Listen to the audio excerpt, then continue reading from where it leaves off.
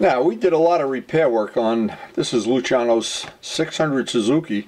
We did a lot of repair on the bodywork, but we didn't do the tank. We waited till the very end to do the tank because we just had too many projects in the shop at one time. So basically, this is a gas tank that goes with the fairing paintwork. And you can see some of the damage here. This was dented in. There's several big scratches up here.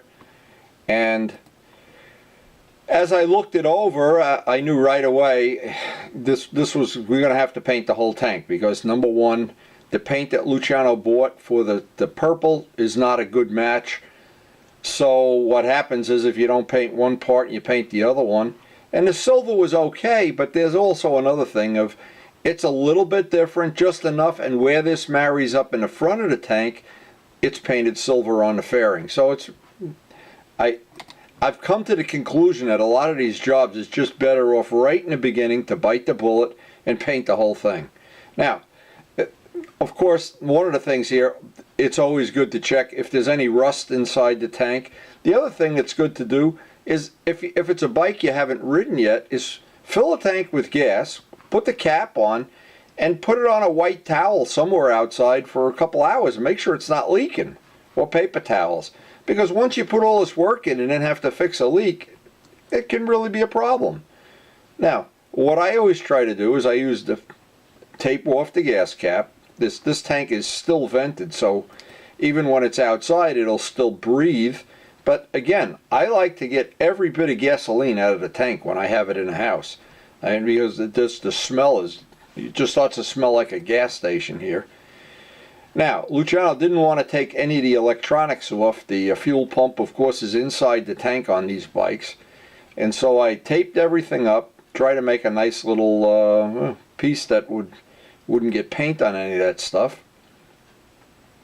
And the best product, of course, and a lot of people ask me all the time about this, it's either DuPont Prepsol, but if you can afford the extra money, I've used the can for other things. It's Sikkens M600. And we've used that on the airplanes and on the motorcycles. And it's a real high quality degreaser. It's actually good for degreasing motorcycle parts or engine parts. Anything you want to get down to get all the grease off. Now once it's degreased with the M600, then I usually scuff everything up with, in this case it's 600 sandpaper. I've heard of people using 1000. I've heard of people using 400. But in this case we use 600. Relatively straightforward job. Since we're going to paint the whole tank, we want everything scuffed. I want everything to have just a little bit of a tooth on it so that the paint gets a better bite. Now I may as well mention this. Several people have mentioned how much they like my custom glasses, and these are very expensive. They're very high end, and you can get them in Walmart. They're $3.98. But again, and they always ask you if you own a Ducati or an MV Agusta. And then they sell you the same glasses for about $10 more. But anyway, beside the point. I know you're all jealous about those glasses, especially Midgley. But anyway, getting back to this, that before you do anything, scuff everything up. I've already got the tape on here so none of the water gets inside the tank, which wouldn't be terrible, but it wouldn't be good either. Now, wherever there's a scratch, I try to take a hard block and block sand it as flat as possible. And this can start to eat up hours of time when you want to get it right. But the good news is once you get the base of this right, putting on the coats of paint is relatively straightforward and easy. We've got some of the little Bondo products and the red lead, and we've already done this so many times on video that the body work on this tank was not extensive. But again, if you painted this and didn't do the body work, that'd be just, I don't know, stupid in my estimation. So you may as well spend the time.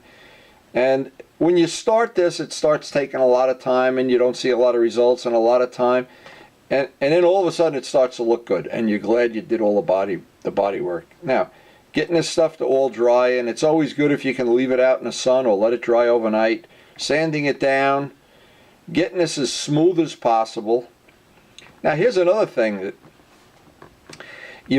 it might find a useful tip. All of these bikes, this is not paint, these are stickers. This is press-on stickers. You could, if we were going to paint this bike all one color, you could, using a heat gun, pull these off. And then you wouldn't have to sand the edge and get these to disappear. Same thing with the stickers up here, the Suzuki things. The typical Japanese motorcycles, and maybe all motorcycles, they don't paint these things on. These are all stickers. And the problem is if you sand through this, you got a monster of a job trying to bury it in paint and primer and red lead. So I always say make two decisions. If you're going to paint over it, and paint exactly the same, even if you change the color. But the thing not to do is try, if we were going to make this whole tank red, say, and paint right over this would always bleed right through. It would always be a nonsense thing. Anyway, we had good luck with this soft, I call it soft tape. It's really clear tape. It almost looks like Scotch tape, in fact. I got it at Staples. It's thicker than regular tape. And for back masking, of course, a lot easier. It leaves a nice crisp edge. And when you do spray the color, the idea here is don't spray 10 coats of black here. Just enough to get it to cover. Or if you were changing the color of the tank to red or blue or whatever. Anyway, we're pulling up some of the tape here. Try to give some of my friends the idea. And I know a lot of my friends do this work on airplanes and on motorcycles both.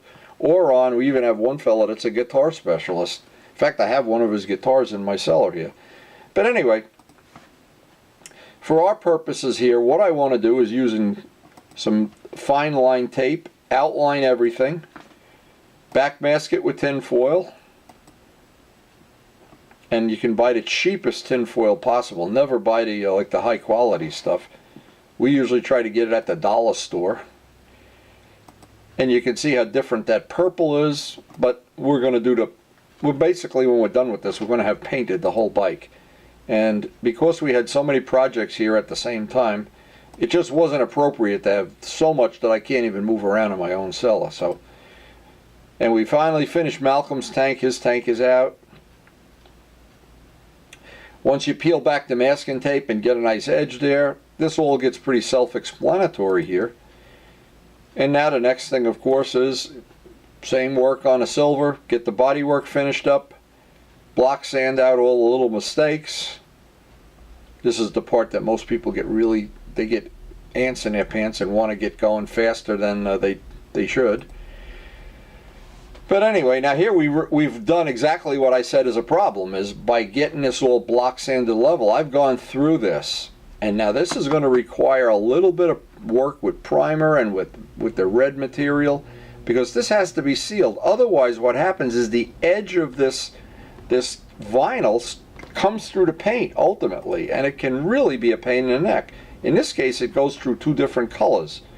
So we really wanted to make this, and because these are high-end paint jobs. This is not something like an Earl Scheib paint job where you just go and do the minimum amount of work. We try to make this work as nice as possible, especially for Luciano. Well, especially for everybody. But again, if you see what goes into a job like this, a lot of times you can decide if it's within your skill range or outside your skill range, or if you need to call somebody up for some advice or look at some of these YouTube videos. There's plenty of them out there on this Windy Space U site. Now, painting up the silver, I knew this was going to be a problem, because I didn't want to build this up with hundreds of coats of primer. So what I decided to do, and it didn't work out bad, I wound up putting on about 3 coats of silver and just gently sanding between coats to get it to where I thought that tape edge wouldn't bleed through. But of course we still have to take care of this edge, and we still have to take care of the edge that goes around the whole part here, which now it just gets a little more complicated than a normal job would be. And that's why I didn't want to have this part in the house with all the fairing sides and the seat and everything. Again, because I have limited space, I can only do a minimum amount of work at one time. So here we get this backmasked, and what we're going to try to do is backmask everything with blue tape here, get it outside and shoot the black. And again, we lucked out here in terms of getting a nice day. I was getting nervous we were going to go back to, because we did have a little bit of snow there one day, but this turned out to be pretty good. The weather cooperated. I got all the black on. Now, of course, this has to dry overnight. We pull off all of the tape, clean up the edges, and it's a good idea to use a heat gun whenever you're pulling tape up on soft new paint. No matter how good it is, it never hurts to have the heat gun there. Or hair, in my case, I use Karen's hair dryer. Look at those glasses. They really are sexy, boy.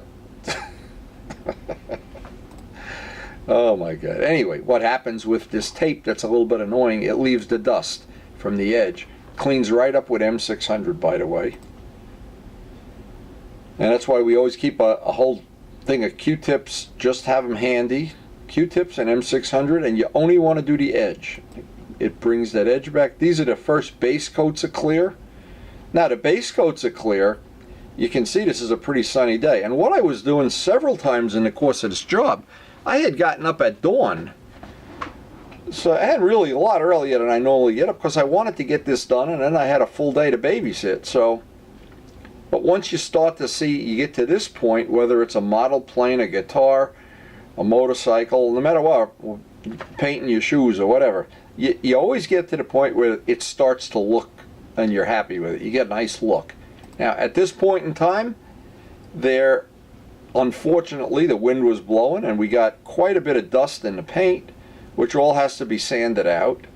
And so after letting that dry 2 days out in the sun, and it really hardened up nice, and then we're wet sanding this whole thing out again, get a little bit of a tooth on it, get rid of all the dust, and then the next thing is to get up again really early, get a day that the wind isn't blowing any more than you can help. Once it's all flat sanded down, all the little divots are out of it and everything, and then that final coat of clear. Now what I found out with the final coat of clear is, and it seems like this worked pretty well, I waited for the sun to get pretty high in the sky here, because what happens when anything is black, you can measure this with a digital thermometer. It goes up about 30 degrees over the temperature of the white table, between 25 and 30 degrees, and that works to your favor when you're painting any of these clears, because the clear flashes real quick, and then hopefully you don't get a lot of dust in the paint. And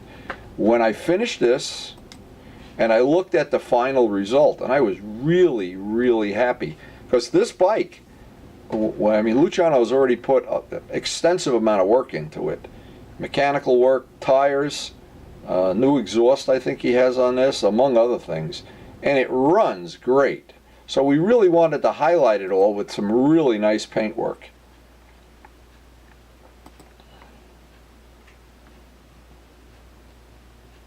And no matter what angle, I always try to shoot each side, each angle, just so I send out some of these pictures, of course, so people can get some idea of what goes into a job like this.